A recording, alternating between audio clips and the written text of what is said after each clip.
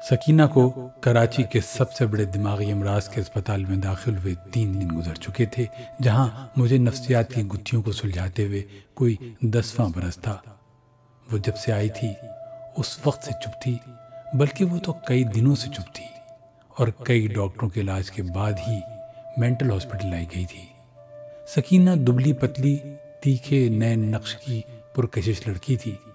اس کی بڑی بڑی سی آنکھوں میں یا تو حیرانی نظر آتی تھی یا پھر ویرانی۔ چہرے کی زردی میں یاسیت نمایاں تھی۔ خوبصورت کٹاؤ والے ہونٹ پانی کی کمی کی وجہ سے بے جان لگ رہے تھے۔ گہرے نیلے پھولدار شلوار قمیص کی سلوٹیں بتا رہی تھیں کہ وہ کئی راتوں سے صرف کروٹیں بدلتی رہی ہے۔ گہری نیلی کناری والے سفید دوپٹے میں سے جھانکتے کالے بال اس کے چہرے سے اپنائیت میں ایسے لپٹ رہے تھے جیسے تسلی دے رہے ہوں۔ سکینہ کے پاس ہر بات کے جواب میں صرف ایک چپ تھی۔ کچھ کھانے کو دیتے تو ایسے پتھر کی ہو جاتی جیسے نہ اسے کچھ سنائی دے رہا ہو اور نہ ہی کچھ دکھائی دے رہا ہو۔ آج اس کو مینٹل اسپتال کے انتہائی نگہداشت کے وارڈ میں داخل ہوئے 3را دن تھا۔ دوا کی مقدار بھی بڑھائی جا چکی تھی اور ڈرپ بھی لگ چکی تھی، اور میں سوچ رہی تھی کہ چپ کے اس سمندر کو کیسے عبور کروں، اور اگر کل تک سکینہ نے کچھ نہ کھایا اور نہ بولا تو ایمرجنسی میں الیکٹرک شاک دینا پڑ جائے گا۔ کاش سکینہ اس سے پہلے ہی کچھ بول پڑے اور کچھ کھا لے تاکہ اس طریقہ علاج کی ضرورت نہ پڑے۔ سکینہ کے گھر والوں میں سے اس کی ماں اور بہن کے ساتھ اس کا شوہر اور ساس آفس کے باہر انتظار گاہ میں بیٹھے ہوئے تھے۔ میں آج بھی سکینہ سے ملاقات کرنے کے بعد انہیں کچھ نہ بتا پائی کہ سکینہ کب تک اس حالت میں رہے گی۔ وہ ہر بار کی طرح آج بھی وہی بات کہہ رہے تھے جو سکینہ کو ہاسپٹل داخل کرواتے وقت بتائی تھی۔ سکینہ کی ماں روندے ہوئے لہجے میں کہہ رہی تھی، سکینہ ٹھیک ٹھاک تھی، اپنے گھر ہنسی خوشی رہ رہی تھی، جانے کیا ہوا ہے۔ پھر سفید سوتی دوپٹے سے آنسو پوچھتی جاتی اور کہہ جاتی، ابھی عمر ہی کیا ہے میری بچی کی، یہی کوئی 24 سال، ہائے یہ کوئی عمر ہے بیمار پڑنے کی، دوا کھانے کی۔ پھر ماتھا پیٹ لیتی اور کہتی، نظر کھا گئی میری بچی کو، کوئی پیر فقیر کرو، کوئی جن بھوت کا سایہ ہی نہ ہو۔ جس پر سکینہ کی چھوٹی بہن تہمینہ اپنی ماں کو فوراً ٹوک دیتی، توبہ کریں امی جی، کوئی جن بھوت نہیں ہے، کسی پیر فقیر کی ضرورت نہیں۔ پھر میری طرف متوجہ ہوتی اور کہتی، سکینہ کو بچے بہت اچھے لگتے ہیں، اللہ پاک نے شادی کے 2 برس بعد ہی اسے بیٹا دیا تھا احمر، پر وہ 1 برس کا بھی نہ ہونے پایا تھا کہ اللہ پاک نے واپس لے لیا۔ اس کے بعد سے کوئی خوشخبری سکینہ کے دامن میں نہیں آئی۔ اپنی اس کمی کو سکینہ بہت محسوس کرتی تھی اور چپ سی ہو کر رہ گئی تھی، شاید اسی لیے اب زیادہ بیمار ہو گئی ہے۔ پھر خاموش تھا سکینہ کا شوہر اعجاز آہستہ آہستہ بتاتا، جی ہماری طرف سے سکینہ پر اولاد نہ ہونے پر کوئی دباؤ نہیں ہے، سب اس کی دلجوئی کرتے ہیں، خدا جانے کس کی بات کو دل پر لے لیا ہے۔ بھلا اس سارے منظر میں سکینہ کی ساس کیوں نہ بولتی؟ وہ اپنے بیٹے کی طرف دیکھتی اور نظروں ہی نظروں میں اسے خاموش رہنے کا حکم جاری کرتی، اور خود سکینہ کی ماں کی طرف دیکھتے ہوئے بولی جاتی، ہائے بہت علاج کروایا کہ بہو کی گود ہری ہو جائے، ہم نے تو کوئی پیر فقیر نہیں چھوڑا، بس اللہ کی رحمت ہی اس کے ساتھ نہیں ہے۔ کتنی بار سمجھایا کہ لوگوں سے ملنے جلنے میں احتیاط کیا کرو، پر آج کل کی لڑکیاں جہاں منہ اٹھایا چل پڑتی ہیں۔ کچھ مہینوں سے تو سکینہ پر نیا بھوت سوار تھا، یتیم خانے جانے کا، اور خدا جانے وہاں کا کون سا بچہ گود لینے کا رونا ڈالے رکھتی تھی۔ پر وہ خونخوار نظروں سے سکینہ کی ماں کی طرف ایسے دیکھتی جیسے ایسا کرنے کو انہوں نے ہی کہا ہو۔ اتنی آوازوں کے بیچ سکینہ چپ رہتی، سر جھکائے زمین کی طرف ایسے دیکھتی رہتی جیسے اس کے ارد گرد کوئی نہ رہتا ہو اور نہ بستا ہو، کسی کے پاس بھی مزید کچھ نیا کہنے کو نہ تھا۔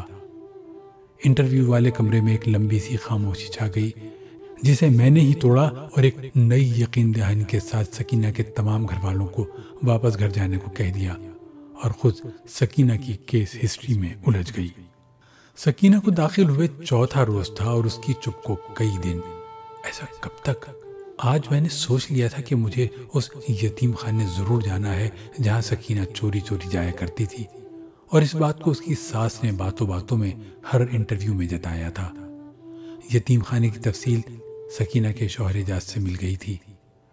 اسی نے بتایا تھا کہ احمر کی پیدائش پر اسی یتیم خانے کے بچوں کو بلا کر ان دونوں نے خوشی منائی تھی۔ فون پر یتیم خانے کے مینیجر سرمد سے سکینہ کے سلسلے میں ملاقات کا وقت صبح کے 10 بجے مقرر ہو چکا تھا۔ میں نے کتابیں بند کی اور یتیم خانے جانے کے لیے تیار ہونے لگی۔ اعجاز نے بہت کہا کہ وہ بھی ساتھ جائے گا، پر میں نے اسے منع کر دیا تھا۔ میرے ذہن میں کئی سوال تھے جنہیں جاننا میرے لیے بہت ضروری تھا۔ مجھے سکینہ کو سمجھانا تھا، پر مجھے آگے بہت کچھ علاج کے بارے میں بھی سوچنا تھا۔ فیصلے تنہائی مانگتے ہیں، جو مجھے اس وقت چاہیے تھی۔ میں اعجاز کے بتائے ہوئے پتے پر یتیم خانے پہنچ چکی تھی، جو چھوٹی سی پیلے رنگ کی بلڈنگ تھی جس کی دیواروں پر جا بجا رنگ اتر چکا تھا۔ عمارت کے دونوں طرف چھوٹے چھوٹے بغیر رنگ کے لوہے کے دروازے تھے، جو شاید آفس میں کام کرنے والوں کی گزرگاہ تھی۔ عمارت کے بیچوں بیچ بڑا سا لوہے کا ہی کالا گیٹ تھا، جس پر بڑا سا کالے ہی رنگ کا تالا لگا ہوا تھا۔ گیٹ سے باہر ایک باوردی چوکیدار کرسی پر بیٹھا ہوا تھا۔ میں نے اپنا تعارف کرواتے ہوئے سرمد صاحب سے 10 بجے کی ملاقات کا بتایا۔ اس نے مجھے دائیں طرف لوہے کے بے رنگ چھوٹے سے گیٹ کی طرف اشارہ کیا اور اندر جانے کو کہا۔ میں چوکیدار کو شکریہ کہتے ہوئے دائیں طرف بڑھ گئی۔ سرمد صاحب جیسے میرے ہی منتظر تھے۔ درمیانی عمر کے خوش اخلاق سے سرمد صاحب بے حد احترام سے ملے۔ انہوں نے بتایا کہ ان کا یتیم خانہ بغیر کسی نام کے اس لیے ہے کہ ہر بچے کو اپنا ہی گھر لگے۔ انہوں نے یہ بھی بتایا کہ ان کے یتیم خانے میں 200 بچے ہیں، جن کی عمریں 5 سال سے لے کر 18 برس تک کی ہیں۔ انہیں قرآن پاک مدرسے میں پڑھایا جاتا ہے، جو یتیم خانے کے اندر ہی ہے۔ یہیں پر ان کے لیے پرائمری اسکول اور ہائی اسکول تک کا انتظام ہے۔ وہ بڑی درد مندی سے بتا رہے تھے کہ اسلام میں سب سے زیادہ یتیم کے حق کا ذکر ہے، پر اسلامی ملکوں میں ہی یتیم سب سے زیادہ تکلیف سہتے ہیں۔ ان کے لیے فنڈز کم ہوتے ہیں، گورنمنٹ کی سرپرستی بھی نہیں ہوتی، اور تو اور انہیں نہ ہی کوئی اپناتا ہے، نہ ہی اپنے بچوں کے ساتھ اٹھتا بیٹھتا دیکھ کر خوش ہوتے ہیں۔ ان کے پاس زیادہ تو بچے ایسے تھے جو کشمیر اور کوئٹہ میں ظلم و بربریت میں مرنے والے والدین کے تھے، یا زلزلوں میں بچ جانے والے بچے۔ میں خاموشی سے سرمد صاحب کی باتیں سن رہی تھی۔ یتیم خانے کی دنیا ہماری دنیا سے کتنی الگ تھی۔ ہر رشتے سے محروم، ایک دوسرے میں رشتے کی تلاش کرتے ہوئے کمسن بچے، جن کا ہماری دنیا سے صرف صدقہ خیرات کا رشتہ تھا، پاروں اور تسبیحات کا رشتہ، مرگ و برسی پر فاتحہ کا رشتہ تھا۔ آپ فون پر کچھ سکینہ صاحبہ کے بارے میں بتا رہی تھیں۔ میں نے چونک کر سرمد صاحب کو دیکھا، جو اب چائے پانی کا مجھ سے پوچھ رہے تھے، جسے شکریہ کہہ کر میں نے منع کر دیا اور سکینہ کی بابت ضروری معلومات انہیں پہنچائیں۔ انہوں نے بتایا کہ سکینہ انتہائی خوش اخلاق خاتون تھیں، کوئی 2 برس سے یہاں آ رہی تھیں۔ وہ پہلے تو کبھی کبھار آتی تھیں، پھر کچھ عرصے سے ہر 15 روز میں ایک بار یہاں ضرور آتی، بچوں میں گھل مل جاتی، ان کے ساتھ کھیلتی، انہیں کھانا کھلاتی، کہانیاں سناتی اور واپس چلی جاتی۔ بچوں کو ان سے بے حد پیار تھا۔ کوئی 1 ماہ سے وہ نہیں آئی اور ہر بچہ انہیں پوچھ چکا ہے۔ سرمد صاحب نے کہہ کر مجھے اور حیران کر دیا کہ وہ کبھی کسی کے ساتھ نہیں آتی تھیں، لیکن آفس میں سب جانتے تھے کہ سکینہ اعجاز صاحب کی بیوی ہیں اور احمر کی والدہ تھی، کیونکہ احمر کی پیدائش پر انہوں نے ہی خصوصی طور پر اس یتیم خانے کے بچوں کو اپنے گھر دعوت دی تھی، جو بچے آج بھی یاد کرتے ہیں۔ سرمد صاحب آگے بڑھنے کے لیے مجھے جگہ دیتے ہوئے آفس سے باہر آ گئے، پر کسی فون پر الٹے پیر پھر آفس کے اندر چلے گئے۔ آفس کا ایک دروازہ یتیم خانے کے اندر کی جانب کھلتا تھا۔ وہاں سے 3 سیڑھیاں اتر کر سیدھی ایک روش سی جا رہی تھی۔ میں اس روش پر کھڑی دونوں طرف دیکھ رہی تھی، جہاں گھاس کا فرشی قالین بچھا ہوا تھا، جس پر بچوں کے لیے چھوٹے بڑے جھولے لگے ہوئے تھے۔ گھاس کے دائیں بائیں چورس سبز ٹکڑوں کی آخری جانب، جہاں سے پکی اینٹوں والا برآمدہ شروع ہوتا تھا، وہاں دونوں طرف درخت لگے ہوئے تھے، جس کی چھاؤں میں تنے سے جڑا ایک واٹر کولر رکھا ہوا تھا، اور ساتھ ہی ایک بینچ تھی جہاں غالباً بچے بیٹھ کر پانی پیتے ہوں گے، یا پڑھتے ہوں گے، یا پھر باتیں کرتے ہوں گے، اپنی قسمت کا سوچتے ہوں گے، اپنے پیاروں کو یاد کرتے ہوں گے، اور اگر باہر کی دنیا کا سوچتے ہوں گے تو کیسے کیسے نہ تڑپتے ہوں گے۔ پھر اداس ہو کر اپنے کمروں کو لوٹ جاتے ہوں گے۔ وہ کمرے برآمدے کے سامنے ہی بنے ہوئے تھے۔ کمروں کے دروازے کھلے ہوئے تھے، جہاں ہر کمرے میں چھوٹی بڑی کئی چارپائیاں پڑی ہوئی تھیں، جن پر رنگ برنگے بستر بہت سلیقے سے لگے ہوئے تھے۔ دل میں آیا کہ کمروں کے اندر جا کر دیکھوں کہ ان چار دیواریوں پر کون سے خوابوں کی فہرست کندہ تھی جو ہمارے خوابوں سے الگ تھی۔ میں نے ابھی چند قدم آگے ہی بڑھائے تھے کہ میں وہیں رک گئی۔ کسی نے میرا آنچل ہلکے سے کھینچا۔ میں گھبرا کر پلٹی۔ ہلکے نیلے رنگ کی نکر اور شرٹ پہنے سانبلے سے رنگ کا صاف ستھرا سا بچہ بڑی معصومیت سے میرے آنچل کو تھامے مجھے تک رہا تھا۔ وہ بچہ مشکل سے 7 برس کا ہوگا، لیکن اس کی آنکھوں میں 7 قرنوں کے سوال پوشیدہ تھے۔ میں اس کے قد کے برابر آنے کے لیے فرش پر بیٹھ گئی۔ اس کی امید سے بھری چمکیلی آنکھیں میرے چہرے پر مرکوز تھیں اور مجھے لگ رہا تھا جیسے وہ میرے دل کے اندر اتر رہا تھا۔ میں نے بے اختیار ہو کر پوچھا، کیا نام ہے اتنے پیارے بیٹے کا؟ آلو قیمہ، اس نے مسکراتے ہوئے جواب دیا۔ کیا عمر ہے تمہاری؟ آلو قیمہ، اس نے پھر وہی جواب دیا۔ تو دوسرے بچے جانے کہاں چھپے ہوئے تھے باہر نکل کر ہنس پڑے۔ تم یہاں کب سے ہو بیٹے؟ آلو قیمہ۔ بچے کے جواب نے مجھے پریشان کر دیا۔ بچوں کے بلند ہوتے قہقہے بھی اسے پریشان نہ کر سکے۔ وہ اب بھی مسکرا رہا تھا۔ اس کے ہاتھ میں ابھی بھی میرا آنچل دبا ہوا تھا۔ بیٹا تم کون سی کلاس میں پڑھتے ہو؟ اس نے اپنا سر زور سے ہاں میں ہلایا اور کہا، آلو قیمہ۔ معاف کیجیے گا، آپ کو تکلیف ہوئی، بہت ضروری فون آ گیا تھا۔ سرمد صاحب کی بات پر میں نے جلدی سے اس بچے کے ہاتھ سے اپنا آنچل چھڑایا اور اٹھ کھڑی ہوئی اور مہویت سے پوچھا، یہ بچہ کون ہے؟ سرمد صاحب مسکرا دیے۔ ڈاکٹر صاحب، یہ بچہ یاسر بہت اسپیشل ہے۔ اس کی پیدائش کے سال بعد ہی اس کے ماں باپ ایک حادثے میں وفات پا گئے تھے اور اسے اس کے چچا نے ہمارے یہاں داخل کروا دیا تھا۔ وہ دن ہے اور آج کا دن پھر پلٹ کر خبر نہ لی۔ پر اس معصوم کو ماں چاہیے سرمد صاحب۔ کیا ایسا نہیں ہو سکتا کہ 8 سال سے کم عمر کے بچے لڑکیوں کے یتیم خانے میں پلیں تاکہ انہیں ماں کے لمس سے آشنائی رہے؟ میں بے اختیار کہہ گئی، جی آپ کی بات درست ہے، پر ہم کوشش کے باوجود ایسا نہیں کر سکتے۔ سرمد صاحب کو شاید دفتری پالیسیاں یاد آ گئی تھیں جو جزوی طور پر پرائیویٹ اداروں کو کچھ زیادہ ہی درپیش رہتی تھیں۔ وہ بتا رہے تھے کہ آج سے کوئی 3 سال قبل اعجاز اور سکینہ یہاں تشریف لائے تھے۔ ان کے ہاں بیٹا ہوا تھا اور وہ بچے کے عقیقے کے لیے یتیم خانے کے بچوں کو کھانے پر بلانا چاہتے تھے۔ اس دن سکینہ صاحبہ کی ملاقات یاسر سے ہوئی تھی۔ 5 برس کا یاسر ان کے ساتھ جیسے جڑ سا گیا تھا۔ دراصل یتیم خانے اور مدرسوں کے بچوں کو لوگ کہاں خوشی کی تقاریب میں بلاتے ہیں، پر احمر کے عقیقے پر 25 بچے پہلی بار کسی خوشی کو منانے کسی کے گھر گئے تھے۔ انہیں یقین ہی نہیں ہو رہا تھا کہ ایسا بھی ہو سکتا ہے۔ سرمد صاحب مسکرا رہے تھے جیسے اس واقعے کا لطف لے رہے ہوں۔ انہوں نے بڑی محبت سے بتایا کہ جب بچوں نے اپنا شبہ دور کرنے کے لیے وہاں جا کر پارے مانگے تو سکینہ صاحبہ نے ہنس کر سب کو باری باری گلے سے لگایا اور کہا کہ آج ہم سب لوگ مل کر احمر کی زندگی اور خوشیوں کے لیے دعا کریں گے اور صرف خوشی منائیں گے۔ واپسی پر انہوں نے سب بچوں کو تحفے بھی دیے اور 50-50 روپے بھی بانٹے۔ یاسر بچوں میں سب سے چھوٹا تھا، ساری رات خوشی سے نہیں سویا۔